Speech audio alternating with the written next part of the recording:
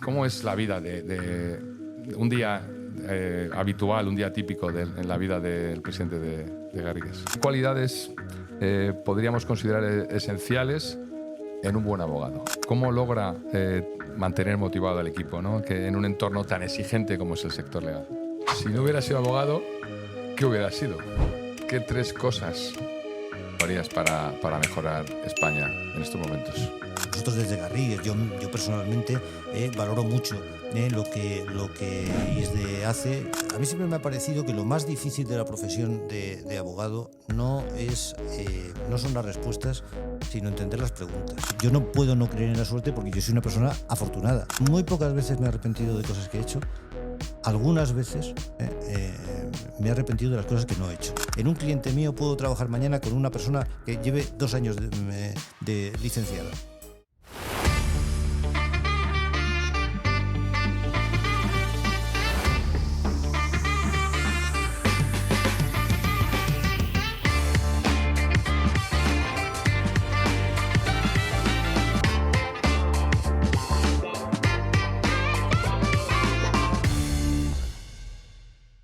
Hola, bienvenidos a ISDE Talks, esta segunda edición de este podcast de ISDE, donde, bueno, pues como siempre tenemos personas muy relevantes del sector, de la educación, de todo lo que es la formación en líneas generales y todo lo que tenga que ver vinculado con el derecho y la economía. Así que hoy tenemos un grandísimo invitado que todavía no os voy a desvelar, pero que es un invitado de lujo, por el cual además estamos súper orgullosos y agradecidos de que hoy esté con nosotros. Sin más dilación, voy a empezar, ¿no? Hoy tenemos con nosotros abogado en ejercicio especializado en Derecho Mercantil, socio de Garrigues desde 1998, desde 2001 hasta 2009 ha dirigido el área del Derecho Mercantil. Ya pueden ir atisbando quién puede ser, pero no lo voy a decir todavía. Ejerce su actividad profesional en las áreas de Derecho del Mercado de Valores, Societario, Fusiones y Adquisiciones, Capital Riesgo, Derecho Bancario, Financiero, Derecho de los Seguros, con especial incidencia en la industria de mercados, capitales y servicios financieros. Su especialización se extiende al Derecho Societario y al Gobierno Corporativo, en particular en el ámbito de las sociedades cotizadas, siendo asesor de la Junta de Accionistas y del Consejo de Administración de más de las más importantes sociedades cotizadas españolas. Y hoy está con nosotros, ni más ni menos que don Fernando Vives. Hola, bienvenido a It The Talks. Hola, buenos días, muchas gracias. Y bueno, hola Fernando, si me permites, voy a seguir hablando un poquito de nuestro invitado. Es actualmente presidente ejecutivo y socio director de Garrigues, doctor en Derecho cum laude y licenciado en Ciencias Económicas y Empresariales. Cuenta con más de 35 años de experiencia en el ejercicio de la abogacía de los negocios y especializado en Derecho de Mercados de Valores, Derecho de Sociedades y Funciones de Adscripciones, como hemos dicho antes. Para mí, patrono de varias fundaciones. Además es académico de número de la Real Academia de la Jurisprudencia y Legislación de España. Ha sido galardonado con la Cruz de Honor de la Orden de San Raimundo de Peñafort y la Gran Cruz del Orden al Mérito Civil.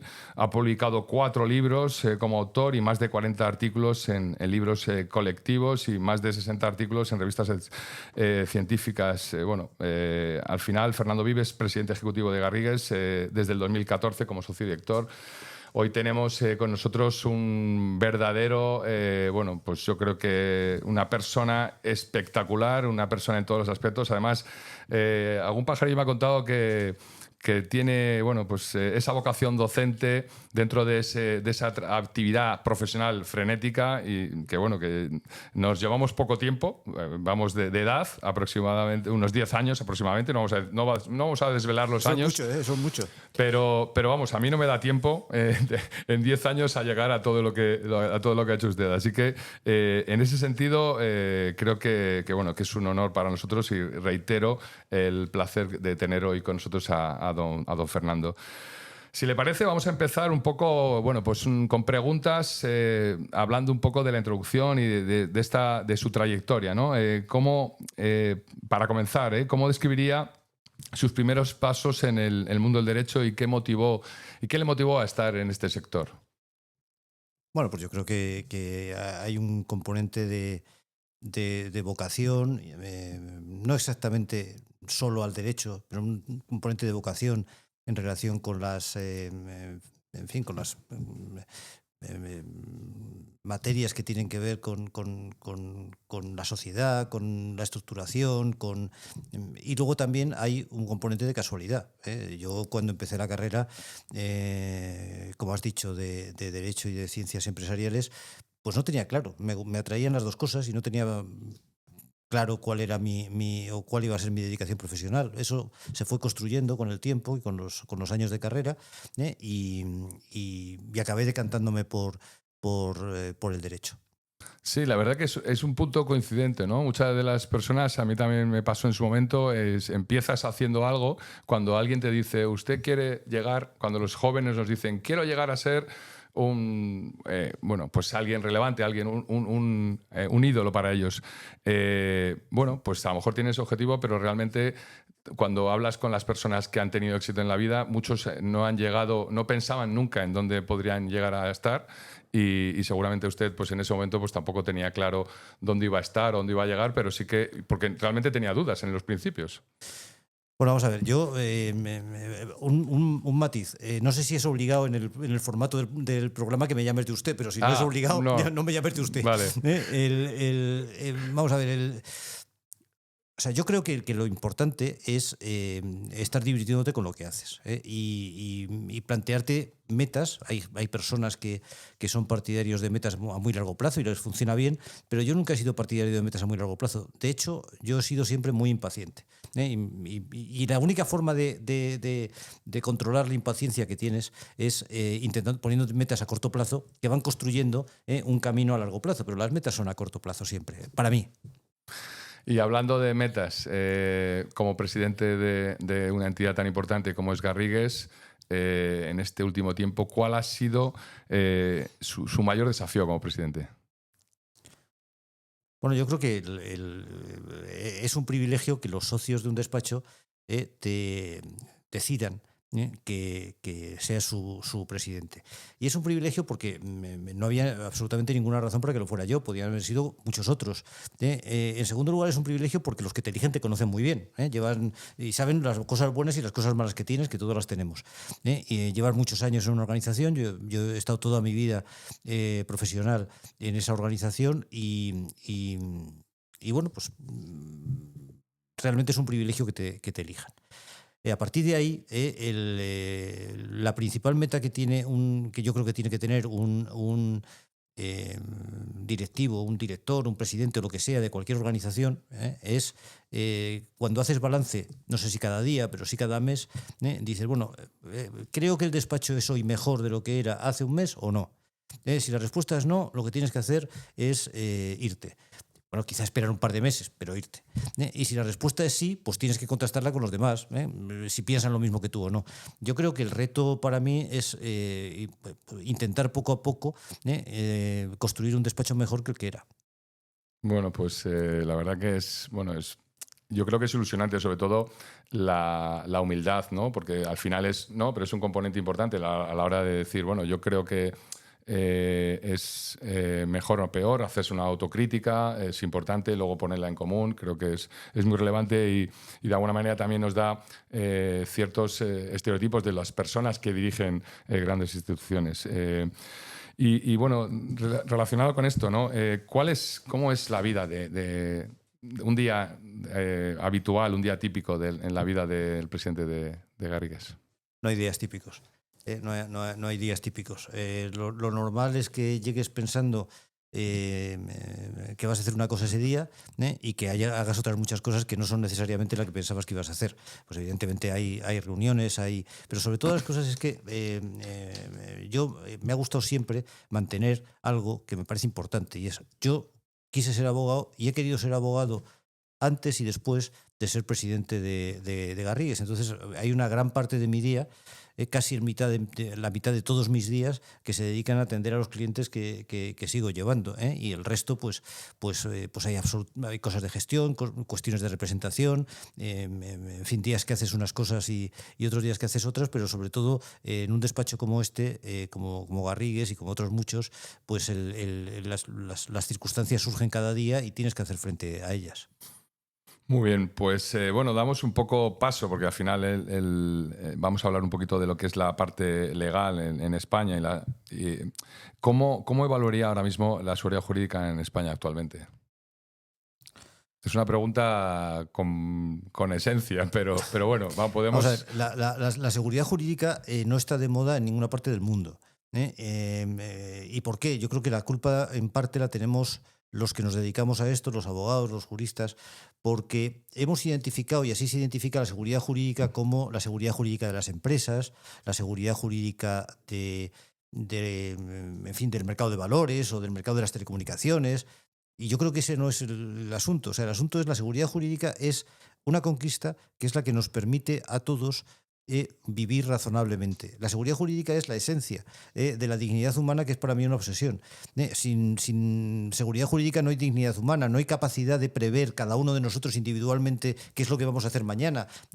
Tenemos que vivir en un entorno seguro, y cuando los entornos no son seguros, pues generan problemas, pero que no son problemas solamente económicos, ni de las grandes empresas, ni de los directivos, sino de todos nosotros en nuestro día a día. Entonces, ¿qué pasaría si un alumno que empieza a estudiar ISDE no está seguro de si va a tener un título 4 años después, suponiendo que haya aprobado todas las asignaturas, en fin, hecho todas las cosas que tiene que hacer? Pues sería absurdo, o sea, impactaría radicalmente en sus decisiones y en su vida.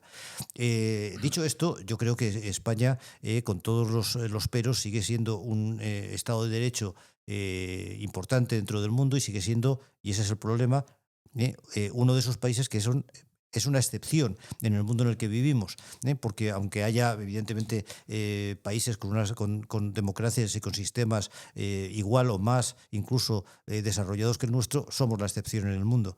Si lo miramos bien, pues son más los países que no pueden decir que tienen ni la más mínima seguridad jurídica que los que podemos decir que la tenemos. Sí, bueno, en esta línea, Garrigues, ¿hasta qué punto, bueno, yo creo que con la influencia que tiene Garrigues en el panorama legal en España, cómo colabora en fortalecer esa seguridad jurídica, sobre todo pues, en temas de innovación y globalización? ¿Hasta qué punto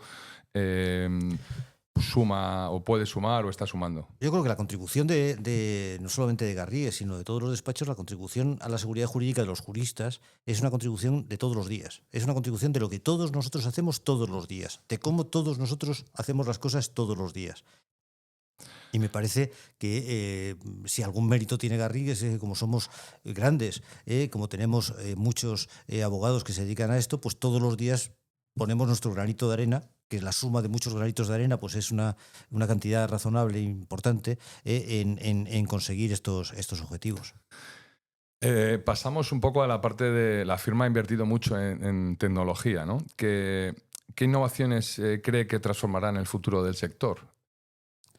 O sea, yo creo que lo primero es que, y eso lo he pensado siempre y lo he defendido siempre, el sector de la abogacía no es una cosa aparte del resto de la sociedad y del resto del mundo. El sector de la abogacía de la empresa es especialmente significativa en esto, pues tiene que ver con los retos que tiene la sociedad. Participa de las iniciativas que tiene la sociedad. Es consecuencia de lo que la sociedad hace, y en ese sentido pensar que la abogacía va a estar aislada de la innovación, de la tecnología, de la digitalización, de la sostenibilidad, pues es absurdo. Formamos parte de eso y además tenemos que formar parte de eso. Y digo tenemos que formar parte de eso porque tenemos que tomar un papel relevante dentro de las esferas que nos tocan a nosotros. Entonces, en ese sentido, pues Garrigues lo que quiere ser es un jugador humilde, pero sin complejos, en el desarrollo no solamente de la infraestructura jurídica que tiene que acompañar a la infraestructura tecnológica, sino también en la utilización y la comprensión de la infraestructura tecnológica para hacer mejor el desarrollo de los servicios jurídicos. Sí, al final los despachos están en contacto directo con las empresas y, lógicamente, las empresas hay un número de empresas tecnológicas importantísimo en donde tenemos que estar actualizados. La famosa IA, que todo el mundo habla ahora, ¿hasta qué punto cuánto está incidiendo en el derecho y cómo se está implantando, qué velocidad lleva, cómo esa visión desde el punto de vista de Garrigues y de Fernando de la incorporación de la IA en el derecho? Vamos a ver, yo creo que los procesos de generación de la inteligencia artificial son procesos de generación relativamente rápidos, aunque más lentos de los que pensamos. Creo, en segundo lugar, que esto va a afectar obviamente al desarrollo de la profesión de la abogacía como a otras profesiones. Y creo que es imposible saber cuál va a ser la meta.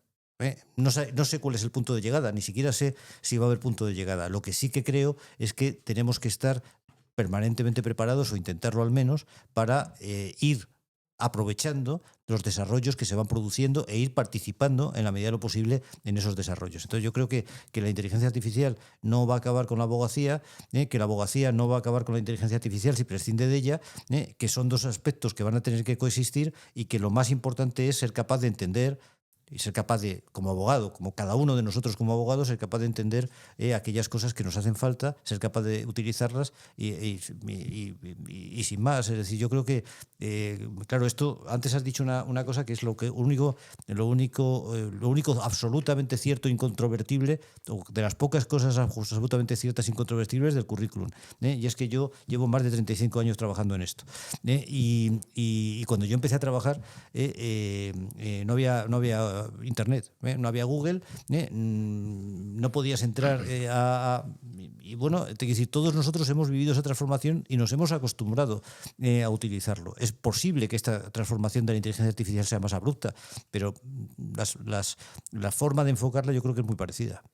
Sí, yo soy millennial y entiendo, me acuerdo, yo estudié informática, ingeniería informática, y lógicamente no había, los ordenadores iban casi a pilas, ¿no?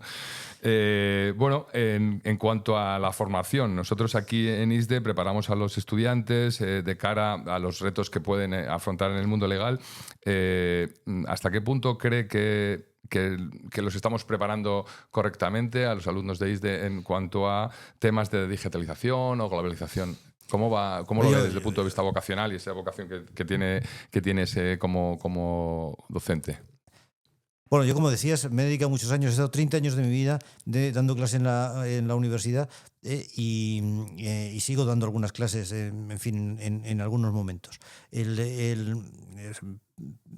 Enfocado así, o sea, yo creo que nosotros desde Garrigues, yo personalmente valoro mucho lo que ISDE hace, y sobre todo la preocupación y el interés por estar permanentemente al día de las cosas que van cambiando y de las cosas que son necesarias para el mejor desarrollo de la profesión de sus alumnos, ¿no? Entonces, a mí me parece que desde ese punto de vista, pues la valoración es sin duda muy alta, pero no solamente por mí, sino por el despacho y por otros muchos colegas de la profesión. Vale, bueno, esto era también ver un poco también este punto, porque somos conscientes de que los alumnos de ISDE acaban en los procesos de selección de Garrigues y bueno, pues al final me has respondido perfectamente en cuanto a que son alumnos que cumplen con los perfiles que de alguna manera está buscando Garrigues. Pasamos un poco a otra etapa, ¿no? Una etapa un poquito más de ese liderazgo que tienes, que lideras en el despacho. ¿Qué cualidades podríamos considerar esenciales en un buen abogado? Es una pregunta compleja porque, bueno, pero creo que dice mucho para los que están pensando o te tienen como un ídolo, al fin y al cabo. Bueno, no sé. En todo caso, yendo a la pregunta. O sea, a mí siempre me ha parecido que lo más difícil de la profesión de abogado no son las respuestas, sino entender las preguntas. Entonces eso ha sido mi obsesión siempre. Para entender bien las preguntas tienes que saber mucho de las respuestas, pero cuando un cliente te plantea un problema y cuando tienes que pensar fuera del marco de las cosas que son evidentes, pues ahí lo importante, o sea, ese background, ese conocimiento que tienes, la experiencia cuando la tienes, etcétera, pues te ayuda a entender bien qué es lo que quiere el cliente y a darle la respuesta correcta.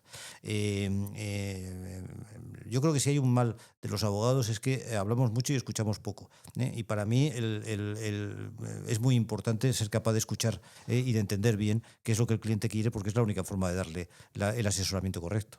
Me parece espectacular esa frase de escuchar, ¿no? Que hoy en día, con la velocidad de la sociedad, quizás no escuchamos lo suficiente. No, y sobre todo, y perdona, porque hay un problema en la sociedad en la que vivimos, no en España, sino en el mundo, de excesiva simplificación.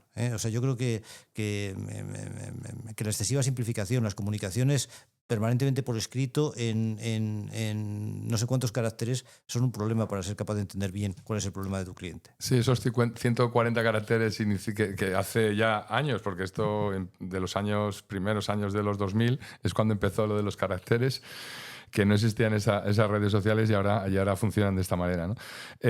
Bueno, ahora, como buen entrenador o como buen líder que es de su despacho, ¿cómo logra mantener motivado al equipo, ¿no? Que en un entorno tan exigente como es el sector legal? Bueno, yo creo que la motivación es relativamente sencilla porque lo importante es tener ganas de hacer lo que haces. Y esto no es una obligación. Es decir, o sea, no todo el mundo le gusta ser abogado, ni a todo el mundo le gusta ser abogado de empresas. Esto no es una obligación, es una cosa que tienes que decidir tú. Solo en la medida en la que la decides, y a veces no es suficiente, pero solo en la medida en que la decides puedes tener el entusiasmo suficiente y el empuje suficiente como para vivir en un mundo que es un mundo exigente, complejo y que demanda mucho de todos los que trabajamos en él, ¿no? Entonces, yo creo que la motivación en nuestro caso es algo en general, y todos hemos pasado por días malos y días buenos, ¿no? Pero en general algo relativamente sencillo. Por otra parte, los despachos de abogados tienen una cosa que es bastante difícil de entender por las personas que son ajenas al mundo jurídico, y es que son organizaciones muy planas. Es decir, yo que llevo muchos años de experiencia, que como has dicho, pues soy el presidente del despacho, en un cliente mío puedo trabajar mañana con una persona que lleve 2 años de licenciada. Entonces, es una relación muy, muy directa, es decir, no tenemos una gran estructura, no tenemos un montón de escalones en los que, sino, bueno, pues yo creo que tú encuentras la motivación y desde luego eso me pasaba a mí cuando trabajas con gente que merece la pena, personal y profesionalmente, con gente que te enseña, de la que aprendes. No necesariamente la enseñanza es una cuestión activa, sino también por parte del que la recibe. Tú estás contento y estás tranquilo en el sitio donde estás, pues cuando estás rodeado de cosas que te gustan, compañeros que te gustan, personas con más experiencia que te gustan, en general y en todos los sentidos, ¿no? Y yo creo que eso es lo que realmente se persigue, es decir, y lo que realmente yo creo que tiene valor, ¿no? Sí, a ver, yo creo que podemos extraer la palabra actitud en esas frases y sobre todo la transversalidad. Creo que el mezclar generaciones profesionalmente adaptadas y con buenos perfiles, pues hace, bueno, pues yo creo que le da esa prestancia y esa potencia, ¿no?, al despacho en líneas generales. ¿De qué manera Garrigues promueve también ese ambiente inclusivo, competitivo y en cuanto a diversidad y talento dentro del despacho? Pues yo creo que lo hacemos, lo intentamos hacer al menos naturalmente. Es decir, o sea, yo creo que si tú consigues llenar una organización de personas normales, las cosas acaban siendo normales. Y es el colectivo el que castiga entre comillas, el que desplaza los egos excesivos, en fin, las discriminaciones que no tendrías en tu vida normal. Es decir, o sea, yo creo que lo que intentamos es que las cosas sean lo más normales posibles. O sea, yo creo que el equilibrio es la palabra fundamental en una organización. O sea, yo creo que el equilibrio es el equilibrio entre las personas con más experiencia y las con menos experiencia, entre las personas con una formación y con otra, con una procedencia y con otra, con una diversidad de culturas, de ideas políticas, de sexo, de inclinaciones, en fin, con todo, ¿no? Entonces ese equilibrio, el conseguir que ese equilibrio sea un equilibrio que funcione razonablemente, es yo creo que el principal mérito que da sostenibilidad y futuro a una organización. Sí, la virtud, ¿no? El equilibrio que es al final es esa virtud y que bueno, pues que también estás liderando, ¿no? en Garrigues. Cambiamos un poco de aire, vamos a ver un poco esa visión internacional que tiene el propio despacho y sobre todo dada la presencia que tiene Garrigues a nivel mundial, ¿qué mercados emergentes considera los más interesantes para la firma en el futuro cercano? Vamos a ver, la estrategia de Garrigues. Garrigues es un despacho muy grande, es una sorpresa que tener en España un despacho que es el despacho más grande de la Unión Europea, que yo creo que eso es un dato.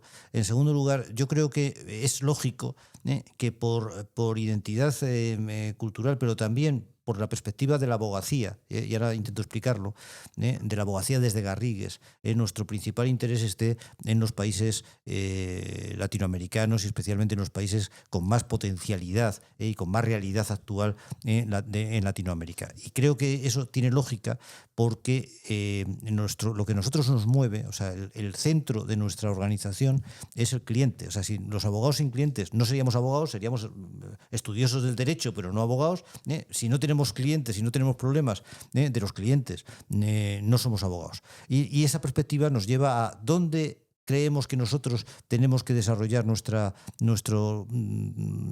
estructura internacional. Pues fundamentalmente donde tenemos algo que aportar. Creemos que tenemos más que aportar en los países latinoamericanos por el conjunto de las circunstancias que se dan que en otros determinados países europeos, aunque tengamos una presencia muy importante en Portugal, en Bruselas, en Londres, etcétera. Pero creemos que el sitio donde mejor podemos ayudar a nuestros clientes es a los clientes que ya lo son de los dos lados, es decir, pues a los clientes portugueses o a los clientes colombianos o a los clientes españoles, es siendo el despacho de referencia a nivel América. Sí, la verdad que bueno, ese lazo también de hermanos y de idioma, de lengua, pues creo que facilita mucho las cosas, pero bueno, yo creo que es un orgullo el poder decir que es el despacho más grande de Europa, teniendo en cuenta el desarrollo que tiene el propio mercado europeo. Claro, fíjate, yo siempre digo, y me resisto mucho a referirme a esto, pero lo digo con orgullo no porque ser el más grande sea algo importante, sino porque el ser el más grande en nuestra profesión, en la que lo único que hacemos es asesoramiento, es tener a muchos más clientes que los demás detrás, que confían en ti, que llevan confiando en ti muchos años. Yo creo que esa es la clave. Sí, pero bueno, y que se apunten el resto porque pasa, ¿no? Yo creo que ha dicho una palabra, el cliente en el centro, ¿no? Creo que es importantísimo para cualquiera que pueda querer tener un asesoramiento legal en estos momentos. Hablemos de futuro. ¿Qué consejo le daría a alguien que está pensando en seguir una carrera de Derecho o en el sector empresarial? Pues yo el primer consejo que doy siempre a todo el mundo es haz exactamente lo que más te apetezca hacer. Porque es que sin eso no. Oye, evidentemente esto no se puede hacer una revisión de lo que te apetece hacer todos los días a todas horas, pero en general sí se puede pensar y hacer balance de vez en cuando diciendo, bueno, ¿estoy haciendo lo que quiero hacer o no? Y eso yo creo que es lo más importante.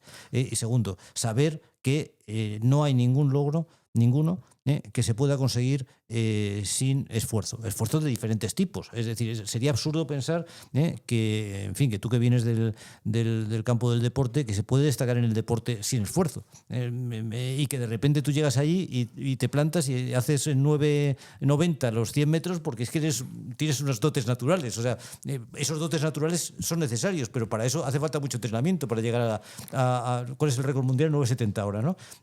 Sí, por ahí. Pues, o sea, te quiero decir, es importante, ¿no? Entonces, yo creo que tienes que hacer lo que te apetece hacer, sabiendo que hacer bien cualquier actividad profesional, la de la abogacía o de cualquier otro tipo, pues exige esfuerzo, dedicación y empeño.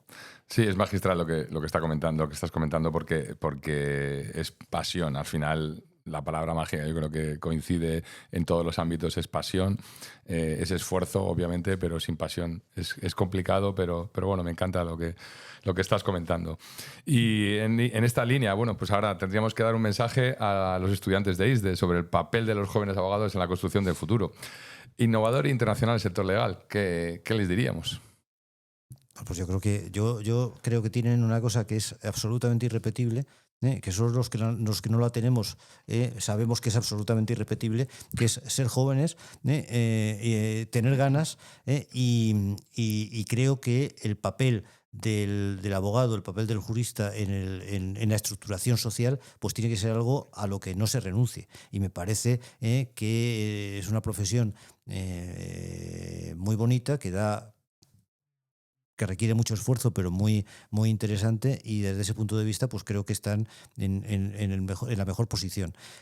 A partir de ahí, pues insisto, ved exactamente qué es lo que os apetece hacer, ved dónde os apetece desarrollar vuestra vida y no renunciéis a hacerlo de la forma y en el sitio que queráis. Pues apuntado queda, ahí tomar nota, que creo que estamos hablando con alguien que sabe un poco de esto. Vamos a la parte más personal, un poco más reflexiva, y bueno, me gustaría preguntarle, ¿hay algo que siempre has querido hacer y que no hayas hecho? ¿Algún deseo pendiente? Del lado más personal, ¿algún sueño por cumplir? Sí que es cierto que visto lo visto, o sea, ha escrito libros, ha trabajado un montón de tiempo en un montón de cosas, ha estado relacionado con gente muy relevante, empresas, ha decidido cosas, yo creo que importantes para el futuro del país. Pues sería algo que dar la vuelta al mundo en barco. Yo tengo la suerte de que primero, nunca me acuerdo de los sueños.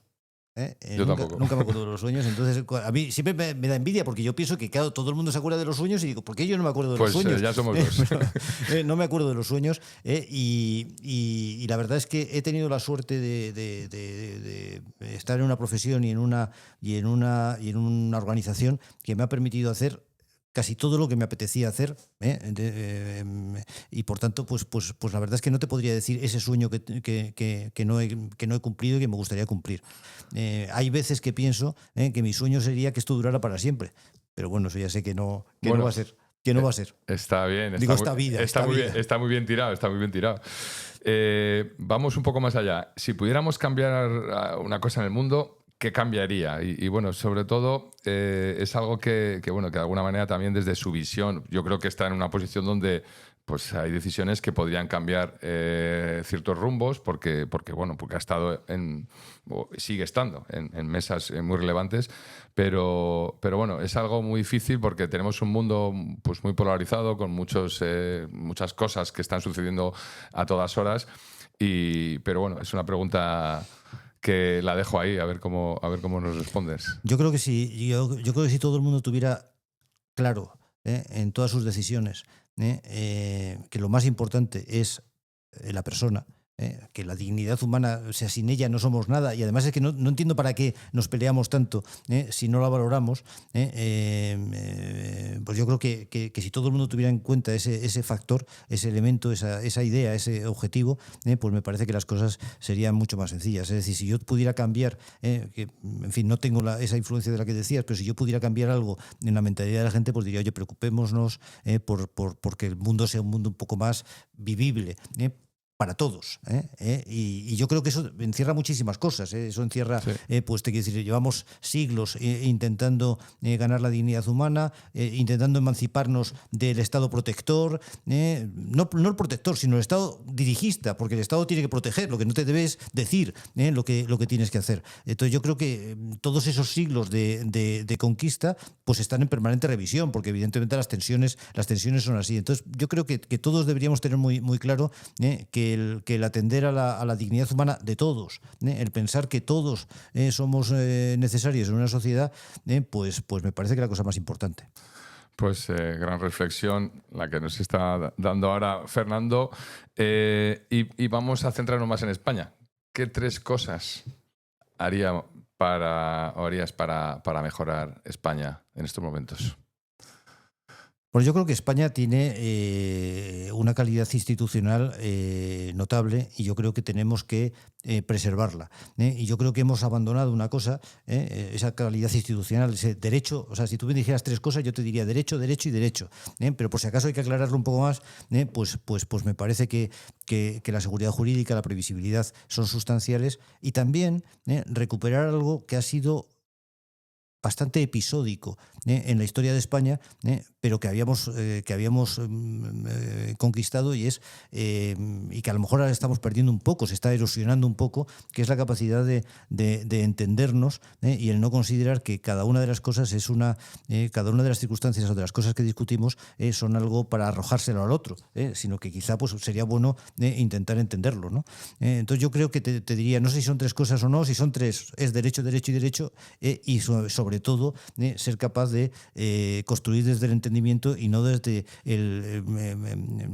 la distancia y el no me hablo, ¿no? Sí, al final la empatía, el derecho y la empatía yo creo que encaja perfectamente para buscar cambios.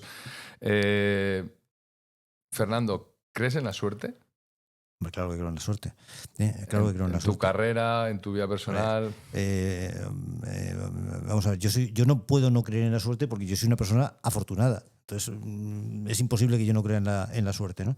Yo creo en la suerte. Lo que pasa es que creo que la suerte no es estoy tumbado en un sillón y que la suerte me lleve a donde me tenga que llevar. O sea, yo creo que te tienes que esforzar mucho. Y cuando te esfuerzas mucho, trabajas, te mueves, piensas, la suerte va apareciendo. Entonces pero aún así hay muchas personas, que les falta ese componente de suerte pues para alcanzar determinadas cosas que hay otras personas que han alcanzado. Yo creo que la suerte influye en todo. Lo que pasa es que cuando el Atlético de Madrid mete 2 goles el otro día en el Has tocado mi fibra, has tocado mi fibra. Cuando mete 2 goles en el Metropolitano, pues evidentemente ahí hay un componente de suerte. Podía no haberlos metido, pero hay mucho esfuerzo para conseguirlos meter. Sí, eso está claro. O sea, hay que pelear. La palabra suerte va asociada de esfuerzo, de talento y de constancia, ¿no? Exacto.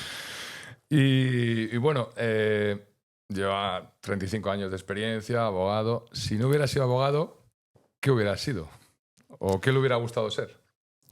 Pues no lo sé, no lo sé. Veo que la pasión que tenía en su momento, aunque tuviera dudas entre la economía y el derecho, al final estaba ahí. Sí, pero te quiero decir que estaba pensando ahora, no sé si mi hijo, que es arquitecto, oirá este podcast o no. Estaba pensando si le daba la satisfacción o no. Bueno, ya se la voy a dar. Pues probablemente si no hubiera sido abogado, hay una profesión que me gusta, que es la de arquitecto. Son 2 profesiones que tienen mucho en común. Pero bueno, esto lo hago a pesar de que mi hijo es arquitecto. Pues sí, pero bueno, eso quiere decir que al final dibuja bien, que tiene una sensación, una idea de lo que es la estructura. Creo que son y además, virtudes paralelas. Sobre todo son profesiones que se desarrollan para mejorar desde diferentes perspectivas o para modular lo que pasa en la sociedad, ¿no? Yo creo que eso es una cosa que siempre me ha resultado atractiva. Pues interesante. Bueno, a ver, si tuviera la oportunidad de cambiar algo de su vida, es complicado, ¿no? Porque yo creo que una vida tan exitosa, pero no sé, algo que dijera, bueno, pues me hubiera gustado hacer algo diferente o haber cambiado un rumbo en algún momento. Yo muy pocas veces me he arrepentido de cosas que he hecho. Algunas veces me he arrepentido de las cosas que no he hecho. O sea, yo creo que de lo que más te arrepientes en la vida, de las cosas que podías haber hecho y no has hecho. Y entonces hay algunas, evidentemente, no vamos a hacer una revisión de toda la vida, pero hay algunas que he podido hacer y que me gustaría haber hecho y que no he hecho. Hay algunas que todavía haré. Vale, pues eso seguro porque por la inquietud, la ambición y sobre todo pues ese dinamismo que transmites, pues bueno, seguro que lo vas a conseguir. Y en ese dinamismo y en esas ganas de hacer cosas, ¿qué cliente a Fernando le hubiera gustado haber tenido, ¿no? Que no ha llegado todavía? Que mira que clientes podemos aquí enumerar, pues mira, de todo tipo. Antes hablabas de lo de la suerte. Yo creo que la suerte tiene que ver en esto. Yo he tenido la suerte en toda mi vida, carrera profesional, de estar rodeado de la gente que quería estar en el despacho y de tener clientes que me han enseñado mucho, con los que he aprendido mucho, muchos de los cuales se han convertido en amigos míos a base de trabajar con ellos, y por tanto me cuesta mucho trabajo imaginar cuál es el cliente que no he tenido. Seguro que existe, seguro que será el próximo que venga, pero he tenido mucha suerte. No sé. Creo que somos más rojiblancos, ¿no? Yo desde luego. No soy nada contrario al Real Madrid, pero soy del Atlético de Madrid. No, es que yo creo que por eso hemos encajado tan bien, ¿no? Por esos valores, además, que aglutina y que transmite. Yo cuando te he visto estaba seguro que eras del Atlético de Madrid.